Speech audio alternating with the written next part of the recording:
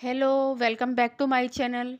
आज हम करेंगे यूकेजी और क्लास फर्स्ट की वर्कशीट, हिंदी वर्कशीट। आ की मात्रा लगाकर शब्द पूरा करो। आ की मात्रा, आ की मात्रा आम, आम। ल, लाल, लाल। न, नाक, नाक। प, पायल, पायल। ग, गाजर, गाजर। क, आ की मात्रा काजल, काजल। म, आ की मात्रा माल। श, आ की मात्रा म, शाम। क, आ की मात्रा काल। लड़क, आ की मात्रा लड़का। नेक्स्ट है 1 से 10 तक गिनती हिंदी में लिखो।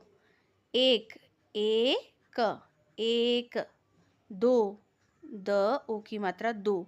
3, त, बड़ी की मात्रा न, तीन। 4, च, आ के डंडा र, चार। 5, प, आ की मात्रा चंद्रबिंदु च, पाँच। 6, छ। 7, स, आ की मात्रा त, सात। 8, आ की मात्रा ठ, आठ। 9, न, औ की मात्रा नौ। 10, द, स, 10।